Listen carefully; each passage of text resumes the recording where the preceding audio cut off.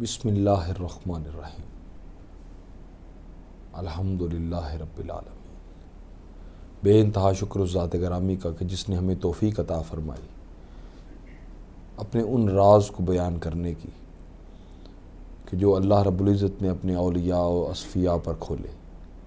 حاضرین محترم، ہم مراقبے پر گفتگو کر رہے ہیں۔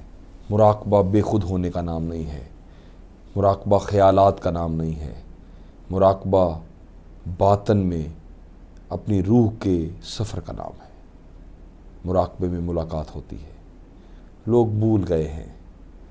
ایک وقت تھا التجا کیا کرتے تھے، کوشش کیا کرتے تھے، دعائیں مانگا کرتے تھے کہ ہمیں حضرت محمد رسول اللہ صلی اللہ علیہ وسلم کی مجلس اور حاضری نصیب ہو جائے، حضور سیدنا غوث اعظم کی بارگاہ کی حاضری نصیب ہو جائے۔ پرفتن دور آ گیا، مادیت کا دور آ گیا۔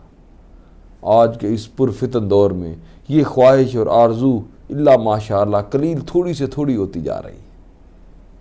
تو میرے دوستو، جو پانچواں مراقبہ وہ ہے مجلس محمدی صلی اللہ علیہ وآلہ وسلم کی حاضری کا مراقبہ۔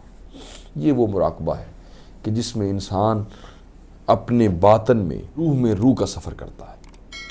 حضور صلی اللہ علیہ وسلم کی بارگاہ سے جب اجازت ہو جاتی ہے اور وہ شخص ازل کا، ابد کا اور طبقات زمین کا اور طبقات آسمان کی جب سیر کر لیتا ہے تو اس کے بعد جو مسلمان ہوتا ہے اس شخص کے لیے حضرت محمد رسول اللہ صلی اللہ علیہ وسلم کی بارگاہ سے جب اجازت نصیب ہوتی ہے تو وہ آپ کی بارگاہ میں پیش ہوتا ہے، حاضری نصیب ہوتی ہے اسے، اس مراقبے کو کرتا ہے۔ تمام مراقبات ہو جاتے ہیں تو پھر وہ حضرت محمد رسول اللہ صلی اللہ علیہ وسلم کی بارگاہ میں اجازت طلب کرتا ہے اور اپنے مرشد سے، اپنے مربی سے اجازت لیتا ہے اور کہتا ہے کہ مجھے اجازت دے۔ وہ حضور صلی اللہ علیہ وسلم کی بارگاہ سے اجازت طلب کرتے ہیں اور اس شخص کو اجازت دی جاتی ہے اور پھر وہ حضور صلی اللہ علیہ وسلم کی بارگاہ اور مجلس سے محمدی صلی اللہ علیہ وآلہ وسلم کی حاضری کا مراقبہ میں بیٹھتا ہے۔ اس مراقبے میں وہ تاجدار کائنات آپ کی بارگاہ میں حاضر ہوتا ہے اور عاجزانہ انکسارانہ حضور کی بارگاہ میں سلام پیش کرتا ہے۔ فرماتے ہیں وہ وہاں پر اصحابہ رسول کی زیارت کرتا ہے، حضور کے مقربین قرب رکھنے والے اہل بیت رسول کی زیارت کرتا ہے اور وہاں پر حضور صلی اللہ علیہ وسلم پر درود و سلام پیش کرتا ہے اور درود و سلام پیش کرنے کے بعد جب داخل ہوتا ہے تو پھر حضور صلی اللہ علیہ وسلم اسے اس کا منصب عطا فرماتے ہیں کہ دنیا میں آج کے بعد تیرا یہ منصب ہے۔ وہ منصب جب اسے دیا جاتا ہے تو اس کے بعد اسے کچھ ہدایات دی جاتی ہیں، کچھ نصیحتیں کی جاتی ہیں۔ وہ ہدایتوں کو سنتا ہے، نصیحتوں کو سنتا ہے اور پھر بیٹھ کر اس مجلس کی ساری کارروائی کو دیکھتا ہے کہ کس طرح اولیاء، کس طرح اصفیاء، کس طرح اتقیاء، کس طرح نیک پرہیزگار متقی لوگ حضور کی بارگاہ میں عرضیاں لے کر آتے ہیں۔ حالات دنیا پر عرضیاں پیش کی جاتی ہیں، حضور صلی اللہ علیہ وسلم ان کی اجازت دیتے ہیں۔ حضرت سیدنا صدیق اکبر رضی اللہ تعالیٰ عنہ، حضرت سیدنا عمر فاروق، سیدنا عثمان غنی اور سیدنا علی ابن ابی طالب کرم اللہ وجہ الکریم آپ حضور کی بارگاہ میں موجود ہوتے ہیں اور مقرب اصحابہ کرام سیدنا بلال حبشی، اویس کرنی، وہ ان سب سے ملاقات کرتا ہے، حضرت مقداد سے، حضرت ابوذر سے۔ اس کے علاوہ مقرب اصحابہ کرام سے اس کی ملاقات ہوتی ہے۔ وہ سارے اسے مبارک پیش کرتے ہیں، اس کہتے ہیں مبارک ہو تم نے اس دنیا کے پرفتن دور سے نکل کر آج تو مجلس محمدی میں آئے۔ اب یہاں پر اس کو اجازت دی جاتی ہے کہ وہ کتنی دیر کے بعد حضور کی مجلس میں دوبارہ آ سکتا ہے۔ کچھ لوگ ہوتے ہیں جن کو ہر وقت حضوری کی اجازت دے دی جاتی ہے، وہ ہر حال جہاں بھی حضور صلی اللہ علیہ وسلم کی کچہری موجود ہو وہاں پہ موجود ہو جاتے ہیں۔ اور کچھ لوگ ہوتے ہیں جن کو ایک دن میں ایک دفعہ آنے کی اجازت ہوتی ہے، کچھ لوگوں کو ایک ماہ میں ایک دفعہ آنے کی اجازت ہوتی ہے، کچھ کو سال میں ایک دفعہ آنے کی اجازت ہوتی ہے اور کچھ کو زندگی میں ایک دفعہ ملنے کی اجازت ہوتی ہے۔ بس یہ تمہارا پاکیزہ وجود ہے، یہ تمہاری زہد و ریادت ہے، پر حضرت محمد رسول اللہ صلی اللہ علیہ وسلم کا کرم نوازی ہے، یہ اہل بیت رسول کی خدمت اور اہل بیت رسول کی گداگری ہے کہ جس سے تمہیں حضور کی بارگاہ کی کچہری نصیب ہوگی، اور کتنی نصیب ہوگی یہ تمہاری خدمت پر محیط ہے۔ تو حاضرین محترم، جب وہ شخص حضور کی ہدایت اور عنایت کے بعد اجازت لینے کے بعد باہر نکلتا ہے تو یہ اس کا پانچواں مراقبہ مکمل ہو جاتا ہے۔ چھٹے مراقبے میں مراقبہ ششم انبیاء اور اصفیاء سے ملاقات کا مراقبہ ہے۔ اس مراقبہ میں جب کوئی بھی شخص بے خود ہوتا ہے تو وہ اس کی ملاقات حضرت آدم علیہ السلام سے ہوتی ہے، اور حضرت آدم علیہ السلام سے وہ تمام احوال آسمان پوچھتا ہے، اور وہ اسے بتاتے ہیں کہ کس طرح آدم علیہ السلام کے سامنے جبریل امین اور تمام ملائکہ سجدہ ریز ہوئے، اور اس ملاقات میں وہ ابلیس کے لعنتی ہونے کی ساری کہانی دیکھتا ہے۔ پھر وہ حابیل اور قابیل دنیا میں پہلے ابتدائی گناہ کے بارے میں حضرت آدم علیہ السلام اس سے گفتگو فرماتے ہیں۔ پھر حضرت نوح علیہ السلام سے ملاقات ہوتی ہے۔ پھر وہ ہر نبی سے جا کر ملتا ہے اور نبی کے احوال بیان فرماتا ہے۔ زیادہ سے زیادہ، کم سے کم مراقبہ انبیاء میں وہ اولو العزم انبیاء سے ضرور ملاقات کرتا ہے، اور تمام رسولوں سے ضرور ملتا ہے، اور انبیاء کی کثیر تعداد سے جا کے ملتا ہے۔ حضرت ابراہیم سے ملاقات ضرور بر ضرور ہوتی ہے۔ تصوف کی دنیا میں ایسا ممکن نہیں ہے کہ انسان حضرت ابراہیم علیہ السلام سے ملاقات نہ کرے۔ حضرت نوح علیہ السلام سے ملاقات ہوتی ہے، حضرت یوسف علیہ السلام سے ملاقات ہوتی ہے، اور یاد رکھیے گا حضرت عیسیٰ علیہ السلام سے ملاقات لازمی ہے، حضرت موسیٰ علیہ السلام سے ملاقات لازمی ہے۔ پھر حضرت موسیٰ علیہ السلام سے وہ پوری کہانی بیان فرماتا ہے، اور جس نبی سے جو سوال پوچھنا چاہتا ہے، جو اس کے ذہن میں خیالات ہوتے ہیں، وہ پوچھتا ہے، اور انبیاء اسے جواب دیتے ہیں۔ اور جب وہ اس مراقبے سے باہر آتا ہے تو وہ بھول نہیں گیا ہوتا، اسے ہر چیز یاد ہوتی ہے۔ وہ انبیاء کے مقامات، ان کے مرتبے، ان کی رفتوں کو، ان کے پیروکاروں کو، ان کی تبلیغ کے طریقہ کار کو، اور خدا کی بارگاہ میں ان کے امتیوں کی قربت کو دیکھتا ہے۔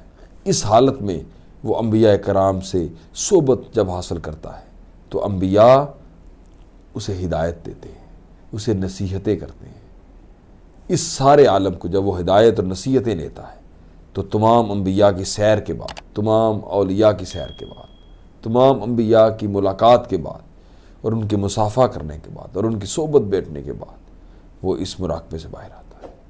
یہ مراقبہ لازمی نہیں کہ ایک ہی دن مکمل ہو جاتا ہے، کئی دفعہ یہ مراقبہ کئی سالوں تک گزرتا ہے، کہ وہ ایک ہی دم میں گم ہوتا ہے، اور ہو سکتا ہے وہ کئی سالوں تک مراقبہ میں رہے، اور ظاہری طور پہ وقت چند منٹ یا چند گھنٹے گزرے ہوں، 12-10 گھنٹے گزرے ہوں، اور مراقبہ میں ہو سکتا ہے وہ کئی سال تک ملاقات میں کرتا رہے۔